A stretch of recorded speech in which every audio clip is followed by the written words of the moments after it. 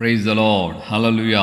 దేవునికి మహిమ కలుగును గాక. శుభోదయం. మన ప్రభువును రక్షకుడైన యేసయ్య నామములో మీ అందరికీ మా హృదయపూర్వకమైన వందనాలు. మన కర్మేల్ రివైవల్ మినిస్ట్రీస్ ద్వారా దేవుడు అనుగ్రహించుచున్న ఈ అనుదినపు అభిషేక వర్తమానాలు మీకు ఆశీర్వాదకరంగా ఉన్నాయని మేము భావిస్తున్నాం. ఎలా ఉన్నారు? క్రొత్త మాసంలో అడుగుపెట్టాం కదా. దినదినము ఈ యొక్క ఆధ్యాత్మికమైన జీవితంలో వృద్ధి చెందడానికి ప్రభు మనకు సహాయపడుతున్నందుకు మనం మానక కృతజ్ఞతాస్తుతి చెల్లింపు బద్దులమై ఉన్నాం. సేమ్ వే మనం ఈ క్రిస్మస్ సందర్భంగా మనం దేవుని యొక్క సన్నిధిలో ఒక దైవికమైన మనస్సుతో మనం ముందుకు నడిపించబడాలని నేను ఆశపడుతున్నాను. ప్రభు మనందరికీ అట్టి సహాయమును అనుగ్రహించును గాక. ఆమేన్. హల్లెలూయా.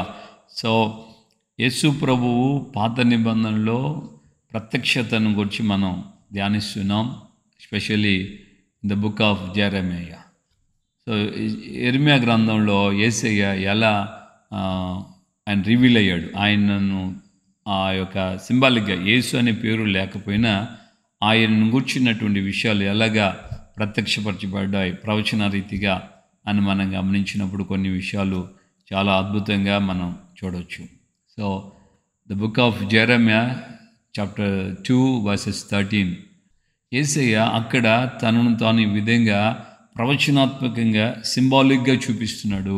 జీవజలముల ఊట అయిన నన్ను అని అంటాడు. సో ఈ యొక్క యెరెమియా గ్రంథంలో యేసయ్య చెప్పిన మాట క్రొత్త నిబంధనలో అది నెరవేర్చబడింది.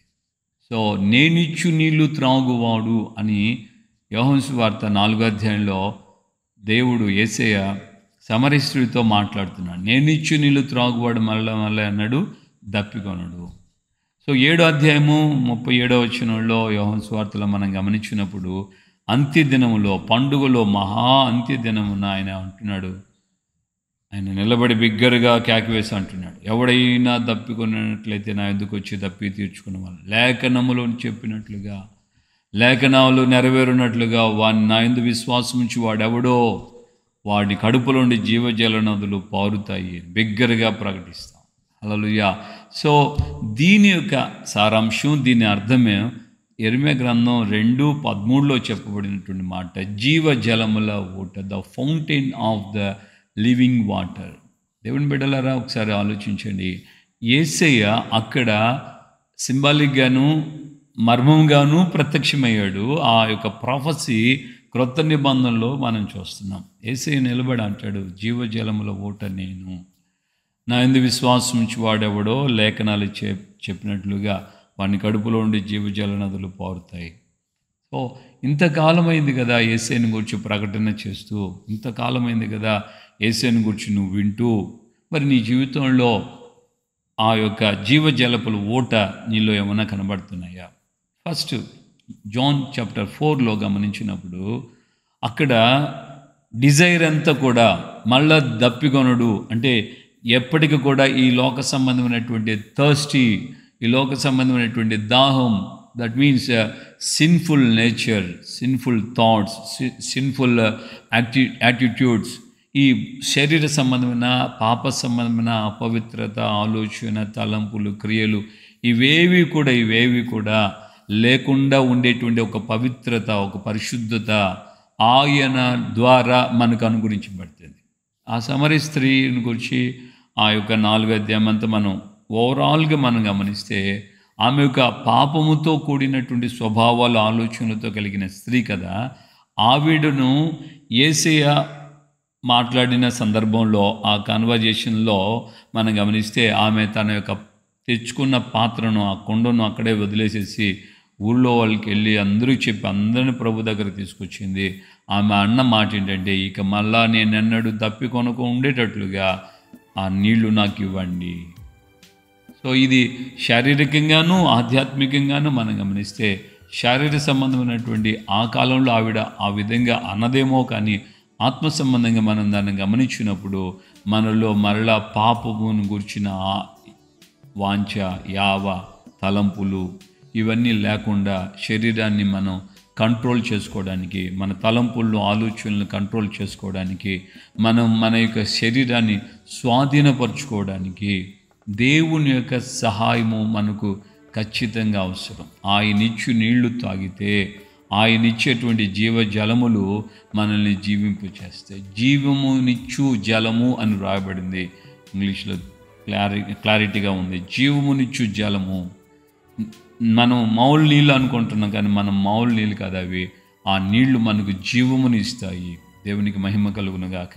ప్రియులారా, ఈ రోజున మన జీవితంలో గమనించాల్సినటువంటి ఈ మాటలు, పాప ఇచ్ఛను మనం జయించడానికి దేవుని యొక్క శక్తి మనకు అవసరమైంది.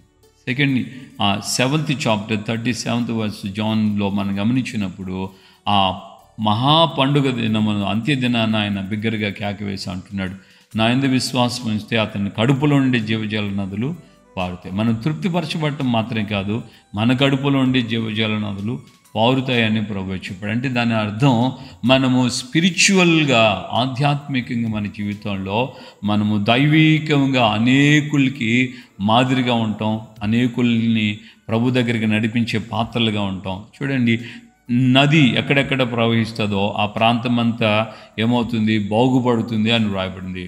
ఒకవైపున ఒకవైపున ఆ నది ప్రవహించుచున్న చోటల్లా చుట్టూ చెట్లు విస్తారంగా అవి ఎదుగుతాయి, నాటబడతాయి, అభివృద్ధి చెందుతాయి అని ఉంది. అదే సమయంలో ఆ నదిలో రకరకాలైన చేపలు కూడా ఉంటాయని మనం ఒక నదిని గురించి మనం దేవుని లేఖనాల్లో చూస్తాం, ప్రవక్త అయిన ఎహెజ్కేలు గ్రంథంలో. సో ఆ నది ప్రవహించుచున్న చోటల్లా కూడా అద్భుతంగా డిస్క్రైబ్ చేయబడింది. అది ఎక్స్పీరియన్స్గా, అది అనుభవపూర్వకంగా ఆ నది వెళ్ళిన చోటల్లా దీవెన అని మనం గమనిస్తాం. అలాగా చాలామంది ఈ రోజున దైవజనులు, ఒకవైపున కొంతమంది విశ్వాసులు, మరొక వైపున వాళ్ళు వెళ్ళిన ప్రతి చోట దేవుడు వారి ద్వారా అనేకమైన అద్భుతాలు, ఆశ్చర్యమైన కార్యాలు జరిగిస్తూ ఉన్నాడు. దైవజనులు యేసయ్య గారి ద్వారా నా జీవితంలో నేను ఆ విధమైన అద్భుతాన్ని నేను పొందాను. ఎక్కడో పుట్టినటువంటి నా జీవితంలో ఎక్కడో ఏదో విధంగా నేను ఒక మంచి భక్తి కలిగిన సంఘానికి వెళుతున్నప్పటికీ కూడా నా మనసు, నా హృదయం తెరవబడలేదు. నా జీవితంలో అక్కడికి వెళ్తున్న ఆ సేవకులు వింటున్నాను, వాళ్ళకి పరిచయం చేశాను, కానీ నా హృదయం పరిశుద్ధత వైపు నేను తెరవబడలేకపోయాను. కానీ దైవజనులు యేసయ్య గారు వాక్యం ప్రకటించినటువంటి ఆ తొలి మెసేజ్ నేను విన్నప్పుడు నా హృదయం తెరవబడింది. నా పాపాన్ని నేను ఒప్పుకున్నాను, నా పాపం నేను ఒప్పుకొని విడిచిపెట్టాను. ఆయన యొక్క నోట నుండి వచ్చినటువంటి మాట, నేను రక్షణ పొందినటువంటి వాక్యం నాకు ఈ రోజుకి గుర్తుంది. డీపర్ ఎక్స్పీరియన్స్, లోతైన అనుభవం, నీ పడవను కొంచెము లోతుగా నడిపించు అని. ఆ పడవను లోతుగా నడిపించకపోతే ఏమవుతుందో ఆయన చెప్పాడు, లోతుగా నడిపించిన తర్వాత ఏమవుతుందో యేసయ్య చెప్పిన మాటలు నేను విన్నాను. ఆ విధంగా నా జీవితం పాపంలో అలా ఉన్నటువంటి సమయంలో నామకార్థంగా బ్రతుకుని అలాంటి స్థితిలో నేను అనుభవించానో నాకు తెలుసు. అలాంటి నన్ను దైవజనులు యేసయ్య గారు ఆ యొక్క మాటలు, లేకుంటే ఆయన వచ్చి ఆ ప్రాంతంలో ప్రవహించడం ద్వారా నేను బ్రతికాను. నా జీవితం నాటబడింది దేవుని సన్నిధిలో. ఈ విధంగా నేను ఒక మొక్కగా ఆయన యొక్క సన్నిధిలో నాటబడి, ఒక చెట్టుగా ఆయన సన్నిధిలో ఎదిగి, ఫలమునిచ్చే చెట్టుగా ఆయన యొక్క సన్నిధిలో ఉండే కృపను, ధన్యతను దేవుడు నాకు అనుగ్రహించాడు. నా యందు విశ్వాసం ఉంచి వాడెవడో లేఖనాలు నెరవేరినట్లు వాడు కడుపులోని జీవజల నదులు పారుతాయి. ఆ మాటలే అనేకుల్ని బ్రతికింపజేస్తాయి, అనేకులకి ఆశీర్వాదకరంగా దేవుడు మనల్ని తీసుకెళ్తాడు. నిన్ను తీసుకెళ్ళాడా? నీ జీవితాన్ని నడిపించాడా? యేసయ్య గారి ద్వారా ఆయన కృపను బట్టి, దేవుని కృపను బట్టి దేవుడు నన్ను ఈ మార్గంలో నడిపిస్తూ అనేకులకి ఈ విధంగా చిన్న పరిచర్య చేస్తూ, అనేకులు దేవుని యొక్క సన్నిధిలో ఈ విధంగా, నేను ఏ విధంగా యేసయ్య గారి ద్వారా రక్షించబడి, నడిపించబడి ఆ మాటల ద్వారా మార్పు చెందానో, నా ద్వారా కూడా కొన్ని కుటుంబాలు, కొంత ప్రాంతాలు, కొంతమంది ప్రజలు ఈ విధంగా యూట్యూబ్ ద్వారా, సోషల్ మీడియా ద్వారా ఈ వాక్యాలు వింటూ బలపరచబడుతూ కొంతమంది దైవికంగా ఎదుగుతూ ఉన్నటువంటి విషయాన్ని బట్టి నేను సంతోషిస్తున్నాను. మరి నీ ద్వారా కూడా అలాంటి కార్యం జరగాలనే యేసయ్య ఈ భూమి మీద ఆయన జన్మించాడు. ప్రార్థన చేసుకుందామా? దేవునికి అప్పగించుకో. ఈ సంవత్సరం నీవు ఈ విధంగా మారాలి. నీ ద్వారా ఒకరు రక్షించబడాలి.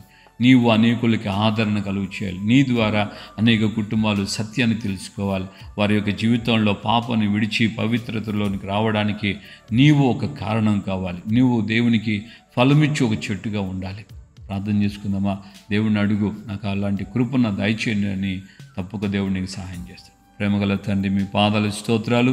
ఉదయ కాలమందు మాతో మీరు మాట్లాడి, అయ్యా పితృడైనటువంటి యెరెమయా ద్వారా మీరు చెప్పినట్లుగా జీవజలముల ఓటైన నన్ను అని రాయబడి ఆ మాటను మాకు జ్ఞాపం చేసి క్రొత్త నిబంధనలో మీరు ఏ విధంగా ఆపాదించుకున్నారో ఆ విషయాలు మాకు వివరణాత్మకంగా మీరు తెలియచేశారు. కనుక మొదటిగా మా జీవితాలు మీ ద్వారా తృప్తిపరచబడాలి. రెండవదిగా మిమ్మల్ని బట్టి మా జీవితాల ద్వారా అనేకులు రక్షణలోకి రావాలి. వారు కూడా పరిశుద్ధపరచబడాలి, వారు కూడా తృప్తిపరచబడాలి, వారు కూడా పరలోక రాజ్యానికి సిద్ధపరచబడాలి. ఈ దిశలో అయ్యా మా అందరి జీవితాలు, ఈ మాటలు వించిన అనేక బిడ్డల యొక్క జీవితాలు కూడా అయ్యా మార్పు చెందినట్లుగా సహాయం ఇచ్చాను. యేసయ్య గారి ద్వారా నా జీవితాన్ని ఏ విధంగా మీరు ఈ పరిశుద్ధతలోనికి తీసుకొచ్చారో, అలాగే ఈ యొక్క దీన సేవకుడు ఇచ్చిన సేవకుని ద్వారా ఈ మాటలు వింటున్న అనేక కుటుంబాలు కూడా నాయన రక్షణలోకి నడిపించబడుతూ పరలోక రాజ్యమునకు అయ్యా వారు కూడా సిద్ధపడడానికి, వారి ద్వారా అనేకులు రక్షణ పొందడానికి సహాయం ఇచ్చాను. ఘనత మహిమ ప్రభావాలు మీరు మాత్రమే పొందమని యేసయ్య పరిశుద్ధ నామంలో ప్రార్థన చేసి పొంది ఉన్నాము తండ్రి. ఆమేన్. మన ప్రభు అయిన యేసుక్రీస్తు కృపయు తండ్రి అయిన దేవుని ప్రేమ, పరిశుద్ధాత్మిక అన్యోన్య సహవాసం, సమాధానం ఇప్పుడు ఎల్లప్పుడూ సకల పరిశుద్ధులకు మనకును ప్రభు రాకడ పర్యంతం కృపతోడే ఉండి నడిపించును గాక. ఆమేన్, ఆమేన్, ఆమేన్. హల్లెలూయా. ప్రభుపేట అందరికీ వందనాలు. ముఖ్యంగా దేవుడిని నా విధంగా వాడుకోవాలనేదే ఆయన ఉద్దేశం. యేసయ్య గారిని ఆయన వాడుకున్నాడు. ఆయన ద్వారా ఎంతోమంది దైవుని సేవకులు తయారయ్యారు. ఎంతో గొప్ప సమూహాలు, సేవకుల సమూహాలు ఉన్నాయి. ఆ సమూహాలు ఆయన ద్వారా సేవ చేస్తున్నటువంటి సేవకుల గుంపులో దేవుడు నాకు కూడా ఒక చిన్న కృపనిచ్చి ఆయన ఆ యొక్క ధన్యతతో నన్ను నడిపిస్తున్నాడు. ఈ యొక్క చిన్న సేవకుని ద్వారా ఎంతోమంది వింటున్న వాక్యాల్లో ఎంతోమంది నాకు తెలిసినటువంటి వరకు వాళ్ళలో కొంతమంది సేవకులు అయ్యారు. వారి యొక్క పరిచర్య ద్వారా ఎంతోమంది రక్షణలోకి నడిపించబడుతున్నారు. దేవుని యొక్క సన్నిధిలో మరి నీవు కూడా ఏ గొప్ప దైవజనుడి ద్వారా అయినా కానీ, ఈ యొక్క సాధారణమైన సేవకుడి ద్వారా కానీ నువ్వు విన్న మాటలు ఈ విధంగా నీవు ఒక జీవ నదిలాగా నీ జీవితం కూడా మారి అనేకులకు నువ్వు దీవెనకరంగా ఉండాలని సేవకుడిగా నేను కోరుకుంటున్నాను. కృప మనకు తోడుగా ఉండనుగా. ఆమేన్.